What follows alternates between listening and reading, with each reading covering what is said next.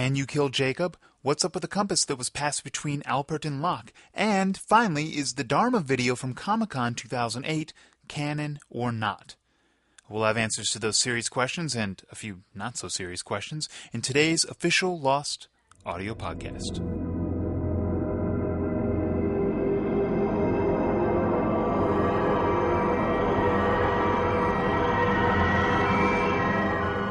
Yes, everyone, we are finally here at the last official audio podcast for Season 5.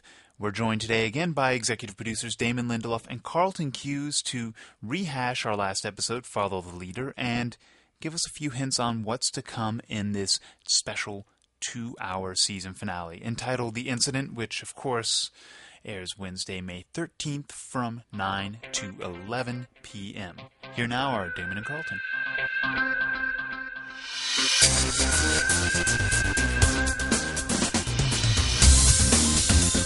Buenas noches, Damon. Buenas noches. Yes. Doesn't that mean good evening? It does. Good night? It does. But it's daytime. Well, it's not daytime in Spain. In 1977. In Spain, it's night right now. That's a very valid point. So, buenas noches to you, Carlton. What's going on? Well, I guess here we are. It's our final podcast of Season 5.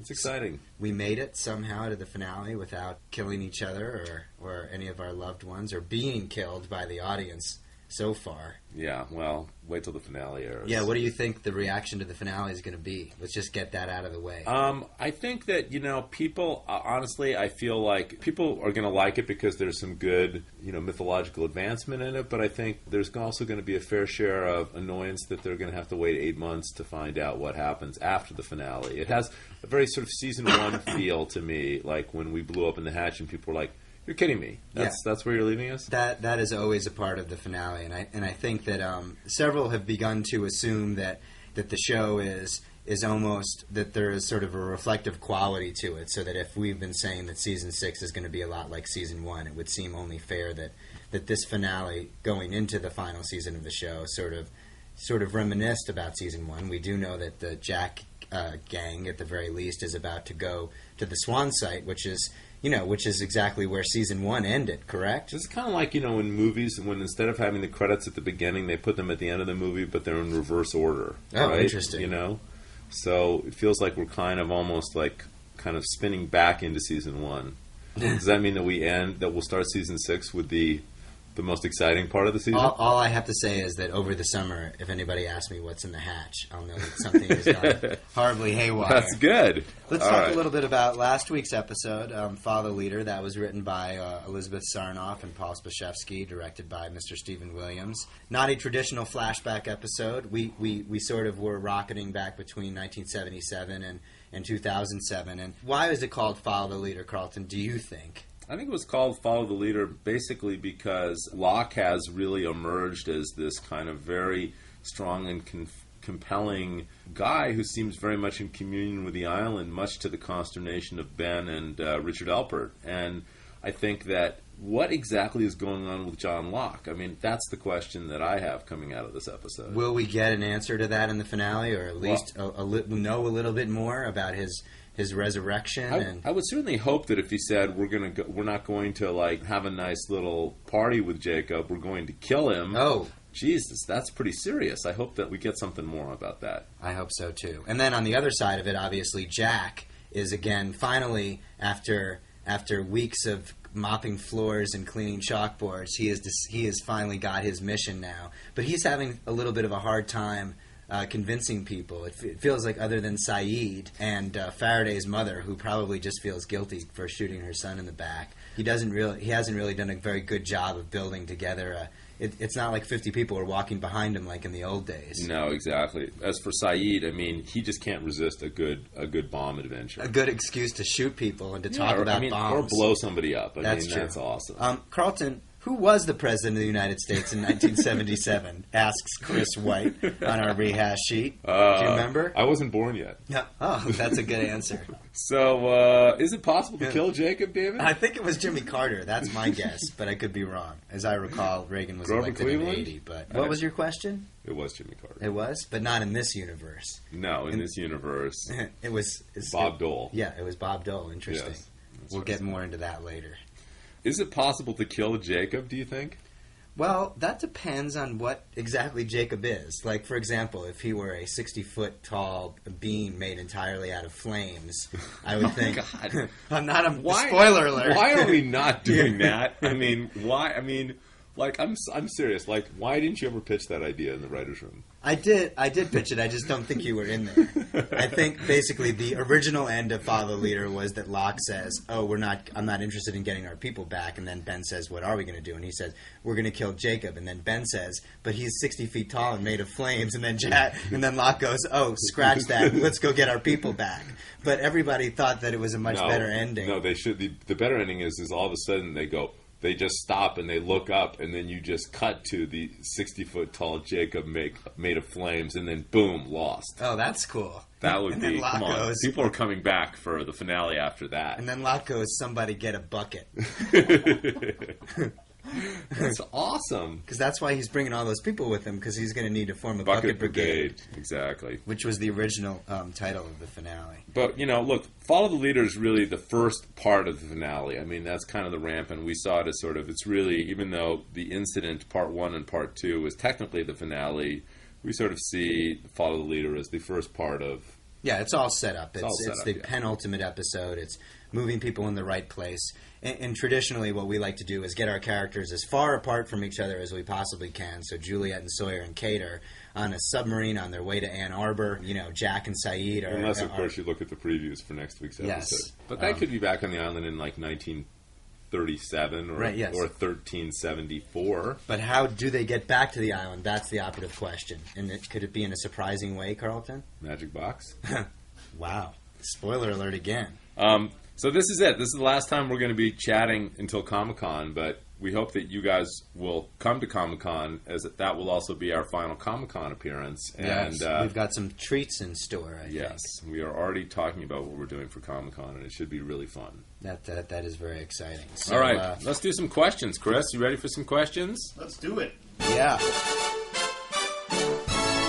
Hey, Carlton, we do have one piece of unfinished business before we formally... But from questions last week, we were talking about, in Korea, what was the story with Sun and Jin? And Chris has basically got some intel. Would you like to share it with us? Well, basically, they dubbed the show in Korean, and people, they just basically figured that the audience in Korea is smart enough to understand that the Korean characters are actually playing with English-speaking characters, and so they don't need to do anything special. They just basically think that the Korean audience is smart enough to understand that even though the entire show is dubbed in Korean, the perception of the Korean characters by the English-speaking characters is, is something that's just understood. So are you telling me that Sun and Jin are dubbed? Yes. They are dubbed. So even though they're speaking Korean, another actor is portraying Yoonjin Kim and Daniel Dae Kim. That's apparently the case. Fascinating. Well, now we have the answer to that question. I'm glad we can move on. This question is from Jack Aubrey from Sussex, England. Salutations, Mr. Hughes and Mr. Lindelof. Thank you. I've been rewatching Lost from the beginning with my lady friend, and I've noticed an interesting pattern emerge. Whenever John Locke goes to the crash site of the Nigerian drug plane, he is always prevented from climbing those long routes up to the top. In Deus Ex Machina, he suddenly and seemingly without reason lost his ability to walk, so Boone had to go up, and we know what happened there. Yeah. Then in the episode titled Question Mark, John was still recovering from having his leg crushed in the blast door, so Echo had to climb. And finally, in the premiere this year, Because You Left, John was climbing up and he gets shot by Ethan. Yep. My question is there any significance to John Locke constantly being prevented from getting to the top? Is it just coincidence, or will something important happen if and when he finally gets up there? Wow, that is an excellent question. And actually, Jack and the Beanstalk is one of the biggest inspirations for Lost that we've actually never cited before. Is there a giant up there? There's a giant, perhaps, made of flames? A giant. There is a 60-foot tall flaming man beyond that plane on top of that ledge. And Locke is smart enough to know that, and that's why he does not climb up there. I think that the actual answer is somewhere more on the lines of it's a motif. It's a motif. And Locke and that drug plane have a dual destiny. And when you only have limited amount of creative ideas and you do the same thing 3 times, it's called a motif. That's right. It's when you run out of ideas, it's called a motif. I was going to go to some place. It's an allegory for Sisyphus, but they're not going to buy it. They will. All right, it's an allegory for Sisyphus. That was an excellent question. Thank you. Thought out. Thank you. Thank you, Jack Aubrey. All right, Damon, here's the question we've been getting a lot, and this is one of those time travel issues. You know, there are obviously many conundrums involved in doing time travel, and so let's just get right to the heart of it, and let's address this question. Hello, Darlton. I was watching Follow the Leader and couldn't help but wonder about Locke's compass. It seems to me that the compass is in this infinite loop where it has passed between Locke and Richard Alpert. Where did the compass come from? How could it get rustier than when the 50s Locke gave it to the 50s Richard, if 2007 Richard gave it to time-skipping Locke hours before 50s Locke started the cycle again? Does the compass eventually degenerate into dust, thus causing a hole in the space-time continuum? Or is it that the magic compass will get its own spin-off next year? Love the show. Cindy from Liberty Lake, Washington. This is a fascinating question, and one we spent way too many hours in the room discussing. We do not want to remove the shade of mystery for you guys.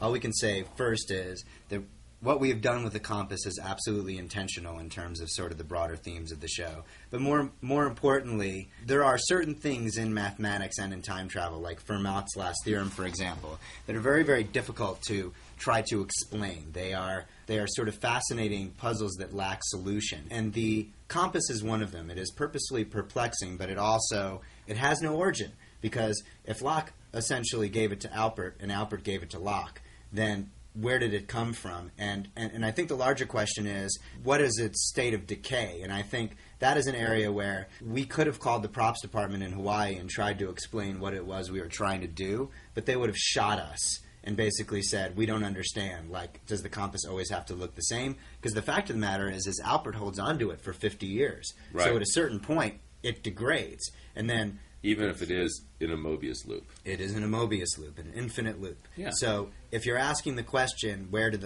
the compass come from, we put this question to you. Which came first, the chicken or the egg? The idea that it is in a Mobius loop is a very intentional motif that we are executing here. And again, I think that, one of the challenges of Lost for us is that, we believe in a large quotient of mystery and magic in the world, and it is not our intention to demystify the world of Lost by over-explaining things. And the fact that the compass magically exists between these two characters, we think is just a cool piece of sort of mystery. And here's another thing. Magic. If Jack is somehow successful in carrying out Faraday's mission, he will free the compass. That's true. He could basically that should have been the end of Follow Leader. Yeah. After the Jacob thing and the flaming guy, you cut to basically Jack, and Kate says right before she walks off, "Jack, why are you doing this?" And he looks at her and he goes, "Because I've got to free that compass." Right. Here we go. Hey, Damon and Carlton, big fan, can't wait for the finale, says Nick of Boston College. I have a question about the Dharma video released last summer. And speaking of questions that we've been getting asked a lot, Yeah. The compass is number one, number two is this one. Unless I'm mistaken, that's pretty clearly Daniel Faraday's voice videotaping Pierre Chang. As we know, though, Dan got capped before such a videotaping could even happen. I know you don't want to reveal too much about continuity and what can't be changed, but can you tell us whether that was intentional or a whoopsie? All right. Well, we are in total clear-up mode. This is not an evasive podcast. This is an informative podcast, and I like that. Let's get out in front of it, Carlton. A few things to be said. Who's the letter writer? It's Nick from Boston College. Nick from Boston College. Go Red Sox. Damon is giving me a really annoyed look right now.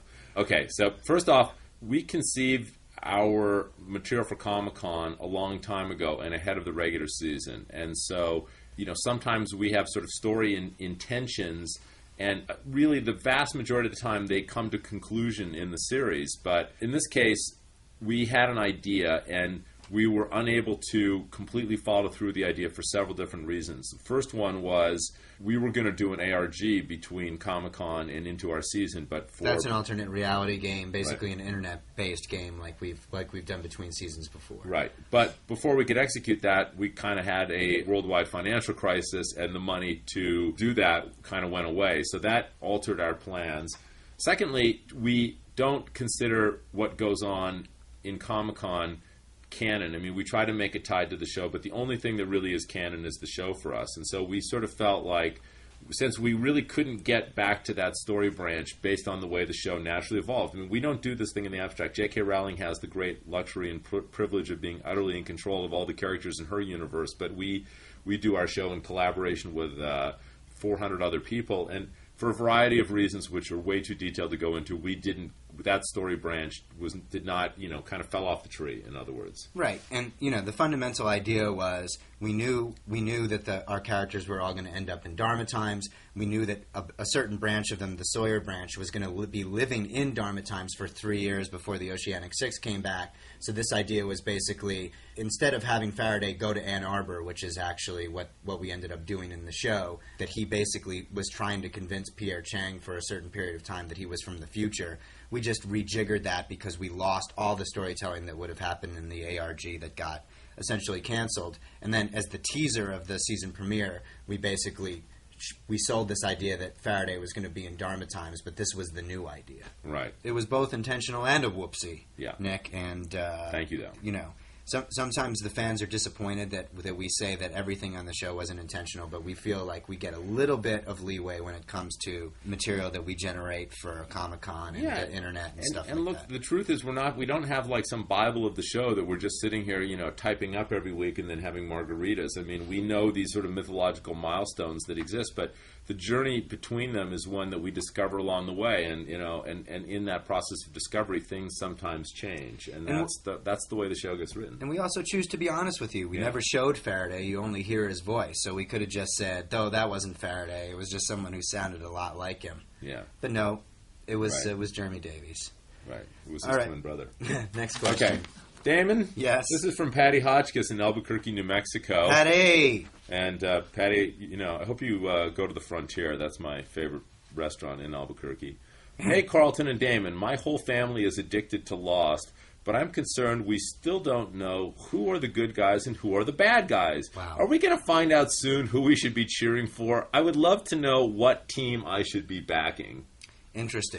Why don't we play a game of good guy, bad guy, Carlton? Okay. I'll name a character, and you just say good guy or bad guy, or haven't decided. That is also an option for you. Yeah. Okay, so let's start with an easy one. Hurley. Hurley's a good guy.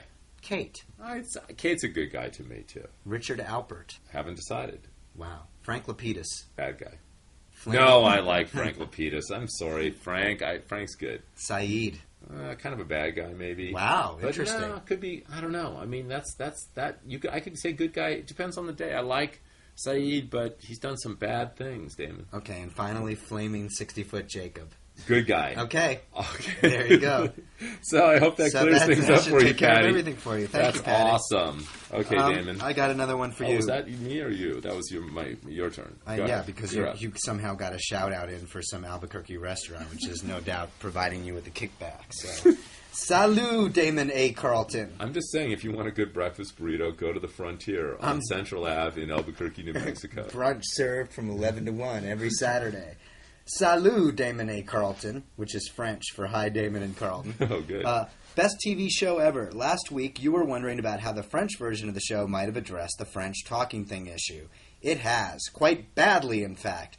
But there are some questions about the French talking thing in your own English version I would really like to ask you from France. And this is from Axel Chaminade and Nice. Was it because Shannon had such a bad French that you shot her? Yes. Was it because Charlie said in the first episode, I've never been so happy to hear the French, that you flooded him? Yes. Is it possible that you cut off Montan's arm because he had such a strong Quebecer accent that we just couldn't hear him without thinking, well, Quebecer actors must be so much easier for them to recruit? Yes. And finally, is it possible it's because Jacob is French that he's spending his whole life in a cabin without a shower?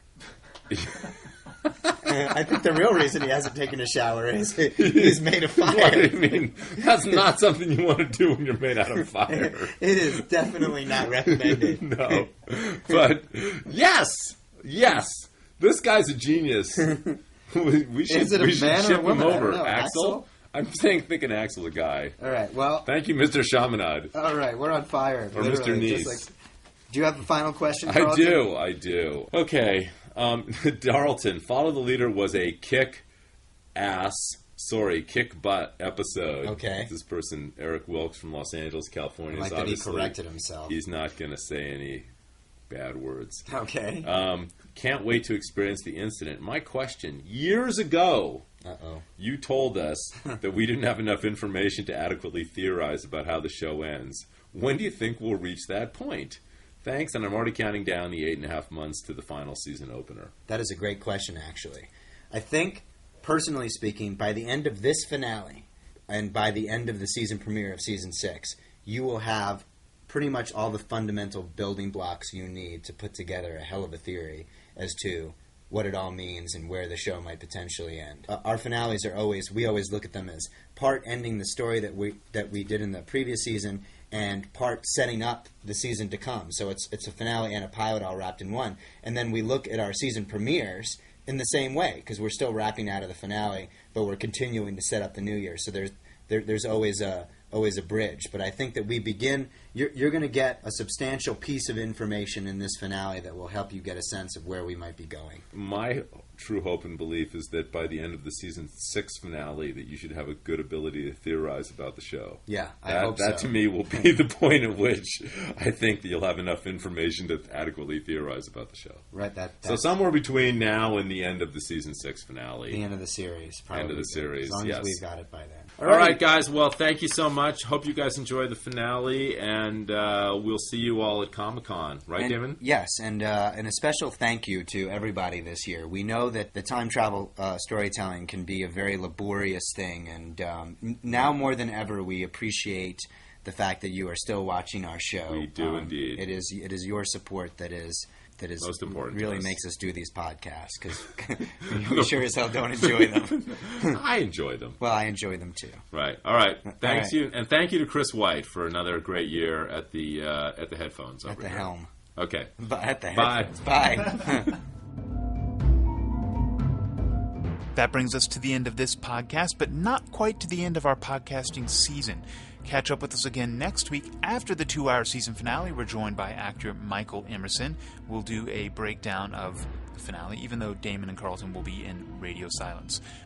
Lost, The Incident airs Wednesday, May 13th from 9 till 11 p.m. only on ABC.